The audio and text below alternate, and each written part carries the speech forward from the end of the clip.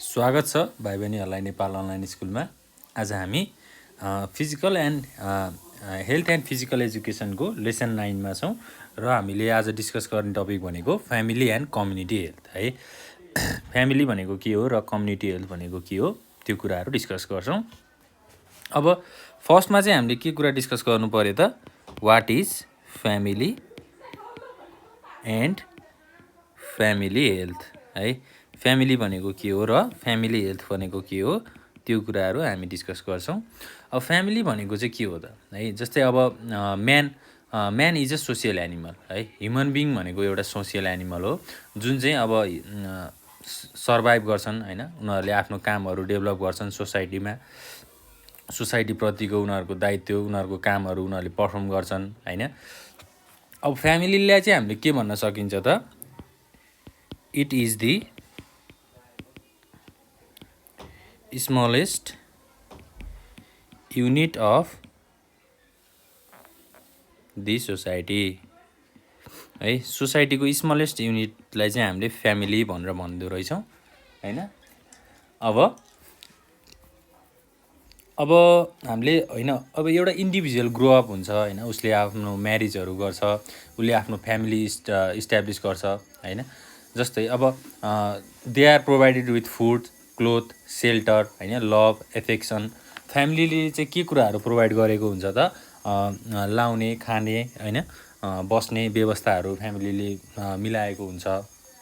अब फ्यामिलीलाई चाहिँ हामीले कसरी डिफाइन गर्न सक्छौँ भन्दा, यसलाई चाहिँ हामीले यही सेन्टेन्सबाट it is the smallest unit of society भनेर भन्न सक्छौँ है। फ्यामिली भनेको के हो भनेर सोध्यो भने it is the smallest unit of society where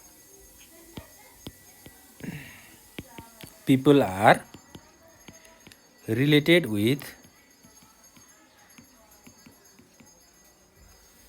के हुन सक्छ त, ब्लड,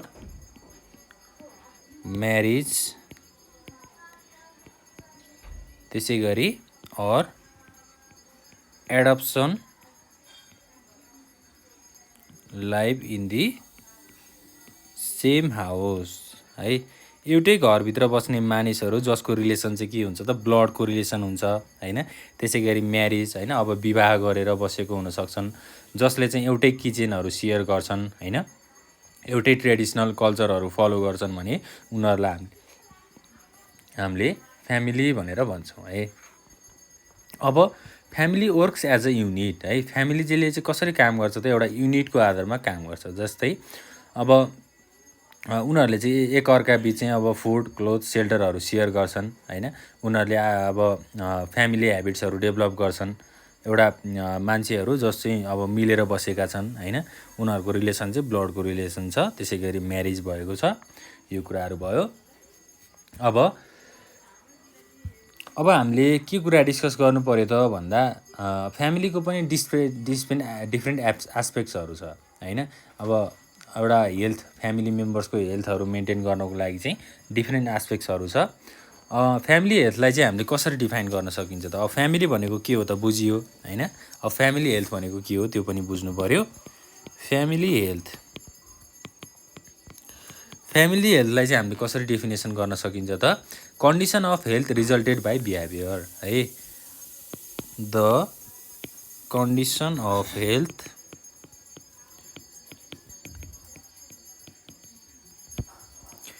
resulted by behavior,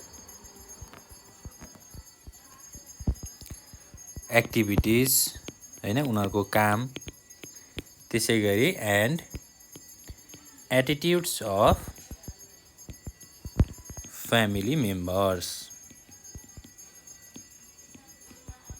ल, फ्यामिली मेम्बर्सको एटिट्युड, उनीहरूको बिहेभियर होइन, उनीहरूको चाहिँ अब बानी बेहोरालाई चाहिँ हामीले के गर्न सक्छौँ त, त्यसको कन्डिसनहरूलाई थाहा पाउन सक्छौँ, जसलाई चाहिँ हामीले फ्यामिली हेल्थ भनेर भन्छौँ है। अब फ्यामिली हेल्थमा चाहिँ धेरै एस्पेक्ट्सहरू हुन्छ, जस्तै फिजिकल, मेन्टल, इमोसनल, सोसियल होइन। एउटा फ्यामिलीमा चाहिँ इन्डिभिजुअलको डेभलप हुनको लागि के कुराहरू हुन्छ त, फिजिकल, मेन्टल होइन, इमोसनल, सोसियल डेभलपमेन्टहरू हुन्छ। अब हामीले मैले एस्पेक्ट्सको कुराहरू गरेको थिएँ नि है। अब डिफ्रेन्ट एस्पेक्ट्सहरू हुन्छ भनेर भनेको थिएँ। जस्तै अब फ्यामिली मेम्बर्सहरूले चाहिँ के कुरामा ध्यान दिनुपर्छ त होइन, एउटा आफू हेल्दियर हुनलाई होइन, आफू हेल्दी लाइफ अब हेल्दी लाइफ चाहिँ जिउनको लागि के गर्नुपर्छ त भन्ने कुराहरू छ। जस्तै अब फर्स्ट नम्बरमा के छ त, क्लिनलिनेस है। क्लिनलिनेस भनेको चाहिँ सफा हुने। अब फ्यामिली मेम्बर्सहरूले चाहिँ के कुरामा इम्पोर्टेन्स दिनु पऱ्यो त भन्दा आफ्नो वरिपरि बस्ने ठाउँ चाहिँ सफा राख्नु पऱ्यो होइन, आफूले आफूलाई रेगुलरली बाथ गर्नु पऱ्यो होइन, त्यसै गरी ब्रसिङ टिथ, वासिङ क्लोथ्स होइन, आफ्नो लुगाहरू धुनु पऱ्यो, सफा लुगाहरू लगाउनु पऱ्यो, आफ्नो रिप्रोडक्टिभ अर्गानहरूलाई सफा गर्नु पऱ्यो होइन, आफ्नो स्किनहरूलाई चाहिँ केयर गर्नु पऱ्यो। सबै कुराहरू चाहिँ क्लिनलिनेसभित्र आउँछ। 2 नम्बरमा के छ त, प्रोभिजन अफ न्युट्रिसियस डाइट है। अब प्रोभिजन अफ न्युट्रिसियस डाइट भनेको food should be clean and fresh है।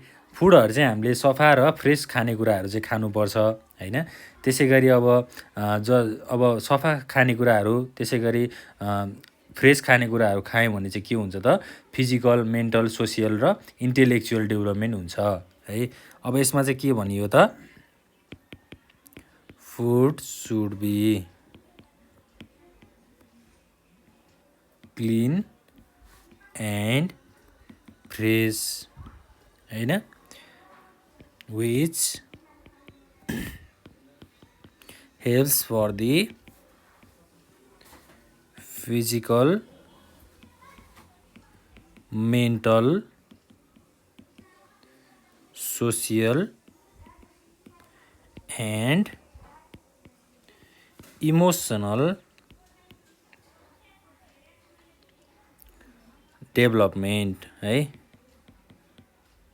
ल अब थर्ड नम्बरमा के भन्न सक्छौँ त हामी, किपिङ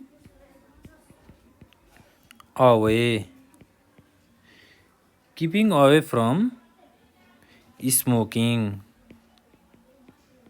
त्यसै गरी अल्कोहल एन्ड ड्रग्स होइन। अब स्मोकिङहरूबाट, अल्कोहलहरूबाट, त्यसै गरी ड्रग्सहरूबाट चाहिँ टाढा रहनु पऱ्यो होइन। Healthy habits must be followed by family members. Family मेम्बर्सहरूले चाहिँ हेल्दी ह्याबिट्सहरू फलो गर्नु पऱ्यो होइन। ब्यालेन्स न्युट्रिसनहरू खानु पऱ्यो, त्यसै गरी अब फ्रेस होइन, त्यसै गरी क्लिन र फ्रेस फुडहरू खानु पऱ्यो।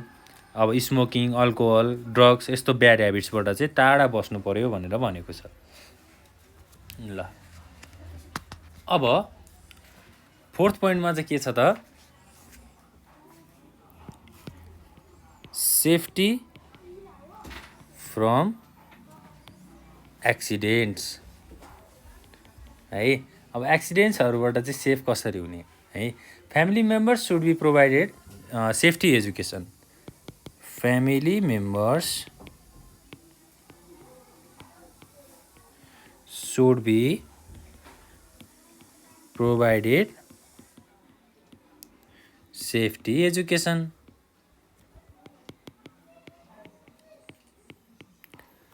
ल अब एक्सिडेन्ट्सहरूबाट बच्नको लागि उनीहरूलाई इन्स्ट्रक्सन्सहरू दिनु पऱ्यो, एजुकेसनहरू दिनु पऱ्यो होइन। कसरी चाहिँ आफू सेफ रहन सकिन्छ, अब कुनै पनि एक्सिडेन्टहरू भयो भने त्यसबाट कसरी बच्ने है, अब फर्स्ट एडहरू कसरी युज गर्ने। अब एउटा फ्यामिलीमा त के हुन्छ त, जस्तै फ्यामिलीमा त अब वुमेन्सहरू हुन्छन् है, केटी मान्छेहरू हुन्छन्, उनीहरू अब वुमेन्सहरूको त प्रेग्नेन्टको स्टेजहरू हुनसक्छ होइन। त्यसै गरी अब ओल्ड एज पिपुलहरू हुनसक्छन् फ्यामिलीमा होइन। जस्तै अब तपाईँहरूको घरमा पनि हजुरबा हजुरआमाहरू हुन सक्नुहुन्छ। अब हजुरबा हजुरआमाहरूलाई पनि अब हेल्थली केयर गर्नु पऱ्यो है, यो कुराहरू छ। एक्सिडेन्टहरूबाट चाहिँ बच्नु पऱ्यो। त्यसै गरी 5 नम्बरमा छ फ्यामिली प्लानिङ होइन। फ्यामिली प्लानिङ हुनु पऱ्यो। त्यसै गरी अरू के हुनसक्छ त, अब इम्युनाइजेसन होइन, त्यसै गरी लभ केयर एफेक्सन अब एउटा फ्यामिलीभित्र त अब फ्यामिली मेम्बर्सहरू बिचमा चाहिँ एक आपसमा चाहिँ के हुनु पऱ्यो त केयर गर्नु पऱ्यो उनीहरूले होइन। जस्तै अब झगडाहरू हुनसक्छ, डिसस्याटिस्फ्याक्सन हुनसक्छ, त्यो कुराहरूलाई मिलाउनु पऱ्यो होइन। एउटा हेल्दियर रहनको लागि चाहिँ यी कुराहरू फ्यामिली मेम्बर्सभित्र हुनुपर्छ। ल अब हामीले फ्यामिली एन्ड फ्यामिली हेल्थको कुराहरू पनि सक्यौँ है। त्यसैपछि अब हामी के गर्छौँ त अर्को कम्युनिटी हेल्थको बारेमा डिस्कस गर्छौँ। कम्युनिटी हेल्थ, अब कम्युनिटी हेल्थ भनेको के हो है। फ्यामिली भनेको त हामीले कम्युनिटी अथवा सोसाइटीको एउटा स्मलेस्ट युनिट भनेर भन्यौँ है।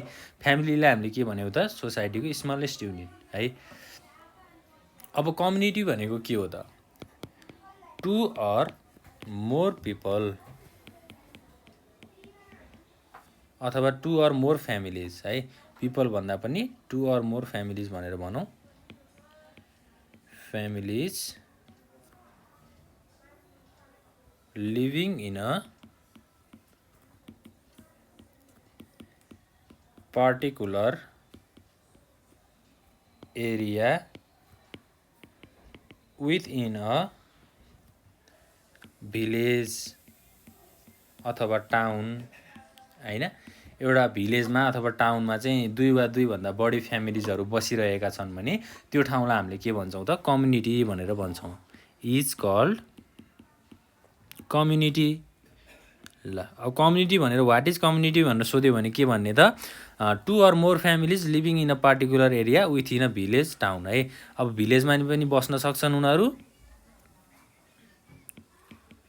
भिलेज है, त्यसै गरी टाउनमा पनि बस्न सक्छन्, त्यो ठाउँलाई चाहिँ हामीले कम्युनिटी भनेर भन्छौँ। अब कम्युनिटी चाहिँ हाम्रो सोसियो कल्चरल र जियोग्राफिकल कम्युनिटीको चाहिँ सोसियो कल्चरल र जियोग्राफिकल फिचर्सहरू पनि हुन्छ। जस्तै community has socio cultural and geographic characteristics है। ल अब सोसियो कल्चरल क्यारेक्टरिस्टिक्सहरूमा चाहिँ के हुन्छ त है। जस्तै families with similar caste, language, religion है and occupation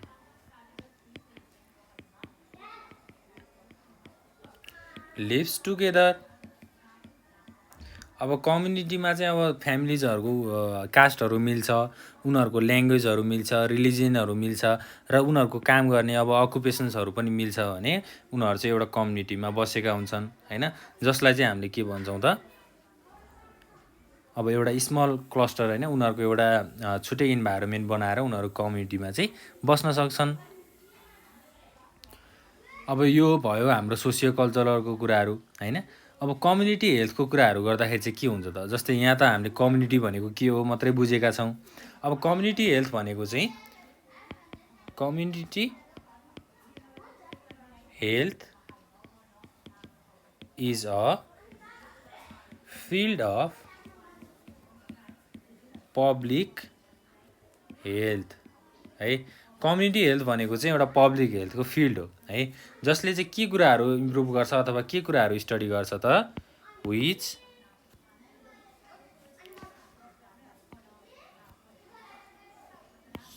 community which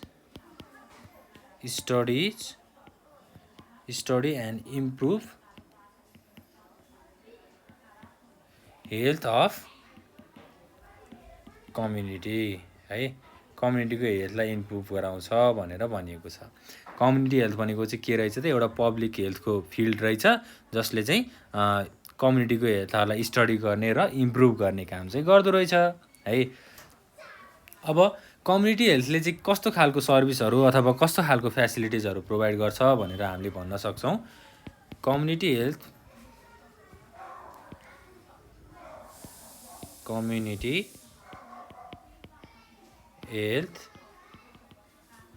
provides facilities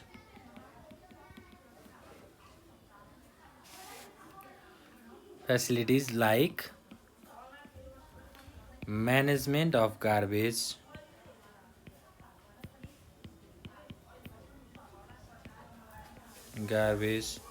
त्यसै गरी अर्को के हुनसक्छ construction of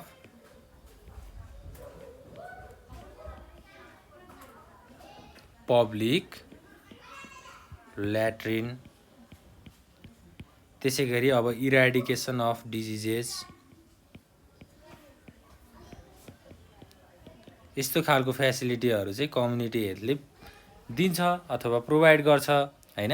जस्तै अब अरू के हुनसक्छ त डिस्ट्रिब्युसन अफ ड्रिङ्किङ वाटर हैन, अवेरनेस प्रोग्रामहरू बनाउने, त्यसै गरी पब्लिक सेनिटेसन हैन, अब इन्भाइरोमेन्टहरूलाई सफा राख्नको लागि हेल्प गर्ने, यी सबै कुराहरू चाहिँ हाम्रो कम्युनिटी हेल्थभित्र आउँछ। ल अब इम्पोर्टेन्सको कुराहरू गर्दाखेरि पनि त्यही हो है। कम्युनिटी हेल्थ चाहिँ कहाँ अब इम्पोर्टेन्ट छ भनेर भन्दाखेरि अब एउटा सोसाइटी अथवा एउटा कम्युनिटीमा बस्ने फ्यामिली मेम्बर्सहरूलाई यो इम्पोर्टेन्ट छ हैन। त्यसै गरी अब यसले के कुराहरू यसले अवेरनेसहरू जेनेरेट गर्छ हैन, यसले हेल्थ फ्यासिलिटिजहरू दिन्छ भनेर भन्न सकिन्छ। अब हामीले कम्युनिटी हेल्थको कुराहरू पनि गऱ्यौँ है। हामीले कम्युनिटी भनेको के हो त्यो पनि बुझ्यौँ र कम्युनिटी हेल्थ भनेको के हो त्यो पनि बुझ्यौँ। अब हामीले नेक्स्ट कुरा चाहिँ के डिस्कस गर्नुपर्छ त भन्दा health problems of community and mitigating measures. ल अब हेल्थ प्रब्लम्सहरू चाहिँ के हुनसक्छ त एउटा कम्युनिटीमा है। अब हाम्रो नेपालको कन्टेक्समा चाहिँ कम्युनिटिजहरूमा धेरै खालको भ्याल्युज ट्रेडिसन्सहरू हुन्छ हैन। अब कास्ट अनुसार चाहिँ उनीहरूले आफ्नो ट्रेडिसन्सहरू फलो गर्छन्। अब प्रब्लम्सहरूमा चाहिँ अब फर्स्टमा आउँछ सुपरस्टिसन एन्ड इग्नोरेन्स है। अब मानिसहरूलाई रोग लाग्यो भने चाहिँ उनीहरूले सुपरस्टिसन अथवा बिलिफ हैन, जस्तै हामीले सुपरस्टिसन बिलिफमा चाहिँ के इक्जाम्पलमा के भन्न सक्छौँ त, जस्तै धामी, अब झाँक्री हैन, यस्तो भ्रममा परेर चाहिँ मान्छेहरूलाई चाहिँ अब आफ्नो हेल्थको चाहिँ इग्नोरेन्स भइरहेको छ, उनीहरूले आफ्नो हेल्थलाई इग्नोर गरिरहेको छन् भनेर हामीले भन्न सक्छौँ। त्यसै गरी अब 2 नम्बरमा छ स्मोकिङ अल्कोहल एन्ड ड्रग्स।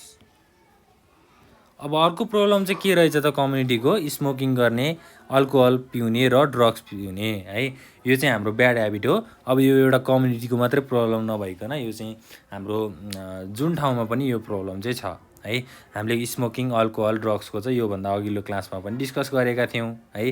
अब मान्छेहरूले चाहिँ आफ्नो प्रोपर्टीहरू बेच्ने, ड्रग एडिक्ट भएर हैन आफ्नो हेल्थहरू बिगार्ने अनि क्रिमिनल एक्टिभिटिजहरूमा लाग्ने, यस्तो खालको प्रब्लम्सहरू छ।